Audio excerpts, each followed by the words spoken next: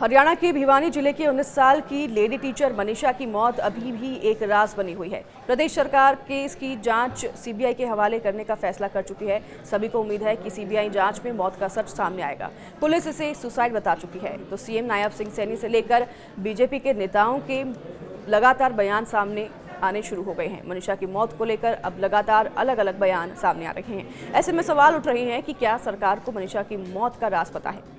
विधानसभा के मॉनसून सत्र में कांग्रेस इस मामले पर हंगामा कर चुकी है तो लगातार हो रही राजनीति से परेशान होकर मनीषा के पिता संजय भी वीडियो जारी कर राजनीति न करने की अपील कर चुके हैं। इसी बीच दिल्ली एम्स में हुए पोस्टमार्टम के बाद फॉरेंसिक जांच के लिए सैंपल भिवानी पुलिस को मिल चुके हैं।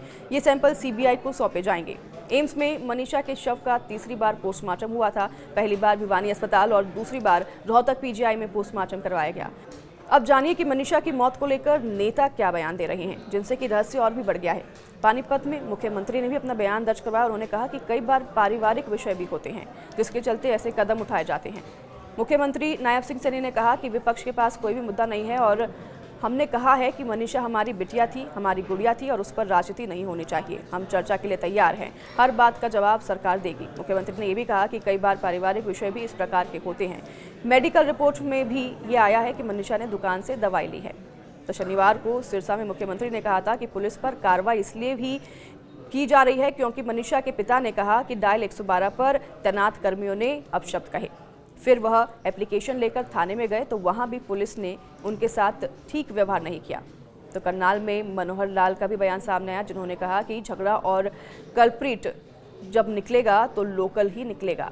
केंद्रीय मंत्री एवं पूर्व सीएम रहे मनोहर लाल खट्टर ने शनिवार को करनाल में कहा कि मनीषा की मौत विषय पर हरियाणा सरकार बहुत गंभीर है और सभी बातों को लेकर ट्रैक पर चीजें चल रही हैं। परिवार की संतुष्टि के लिए पोस्टमार्टम पहले हुआ था और फिर दोबारा करवाया गया।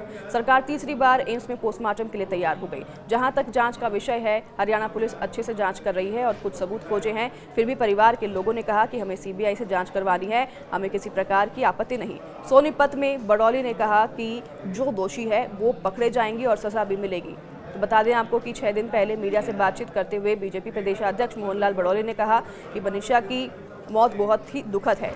जांच अच्छे से चल रही है। पुलिस प्रशासन ने परिवार को भी जानकारी दी है और मनीषा का परिवार भी संतुष्ट है। कुछ यूट्यूबर्स के द्वारा भी गलत प्रचार किया गया, ये भी उन्होंने कहा। जो कि दोषी है वो पकड़े भी जाएंगे और सजा भी मिलेगी। तो बीजेपी के शासनकाल में कोई भी अपराधी बच नहीं पाएगा। और इससे पहले भी बड़ौली ने इस मामले में कहा था कि 1-2 आरोपी पकड़े भी गए हैं और उचाना में बेदी ने भी बयान दर्ज करवाया। उन्होंने कहा कि दूध का दूध पानी का पानी हो गया है। सैनी सरकार में कैबिनेट मंत्री कृष्ण बेदी ने कहा कि मनीषा मौत मामले में दूध का दूध पानी का पानी हो चुका है और अब तो मनीषा के पिता ने भी हाथ जोड़कर कह दिया है कि मुझे माफ कर दो, मेरी बेटी की लाश पर राजनीति ना करें। तो परिवार ने जो मांग की सरकार ने मान ली है। कांग्रेस अपना घर कान भूल गई है, उन्होंने ये अपने बयान में कहा। कांग्रेस राज में मिर्चपुर व गोहाना कांड हुए। अपने कार्यकाल में तो वो एफआईआर भी दर्ज नहीं करते थे। लगता है कि कांग्रेस को ये सब कुछ दोबारा याद करना पड़ेगा। तो वहीं बता दें आपको कि लगातार अब सियासत शुरू हो गई है। वार पलटवार का सिलसिला भी लगातार शुरू हो गया है। बीजेपी का जहां पर तक लगातार कहना है कि जांच चल रही है और इस पर कार्रवाई आगे बढ़ रही है, तो वहीं दूसरी ओर कांग्रेस की तरफ से भी अब पलटवार किया जा रहा है। लगातार निशानदेही पर बीजेपी की सरकार बनी हुई है। तो देखिए, मनीषा की मौत का मामला अभी भी संदिग्ध बना हुआ है। यह हत्या है या आत्महत्या, इसकी जांच अभी भी जारी है। प्राइमरी रिपोर्ट में आया है कि शरीर में जहर के कुछ अंश मिले हैं और अब वो जहर उसने खुद ही खाया या किसने खिलाया, यह जांच चल रही है। शरीर पर कुछ चोटों के भी निशान बताए जा रहे हैं और उनकी जांच भी लगातार चल रही है कि वह चोट कैसे लगी। तीनों पोस्टमार्टम रिपोर्ट्स का मिलना जो है अब इस बात पर और भी संशय बना रहा है। अब तीनों रिपोर्ट्स का मिलान करके जांच सीबीआई को सौंप दी गई है। अगर बीजेपी प्रदेशाध्यक्ष ने आरोपियों की गिरफ्तारी की बात कही है तो उनकी भी बात पर भरोसा करना चाहिए। तो बता दें आपको कि लगातार सरकार की तरफ से कहा जा रहा है कि कार्रवाई जारी है, लेकिन कार्रवाई अब सीबीआई को सौंप दी गई है और सीबीआई कैसे कार्रवाई करती है ये भी देखने वाली बात होगी, क्योंकि मनीषा के केस में अब कई तर्क और वितर्क सामने आने लगे हैं। पोस्टमार्टम की जो रिपोर्ट है एम्स की, वो भी सीबीआई को सौंप दी गई है। 21 अगस्त को अंतिम संस्कार किया गया था। आपको बता दें 25 अगस्त को श्रद्धांजलि सभा रखी गई थी, जिसे कि अब 27 अगस्त को कर दिया गया है। तारीख 2 दिन आगे बढ़ा दी गई है और तारीख आगे करने के कारण अभी सामने फिलहाल नहीं आए हैं।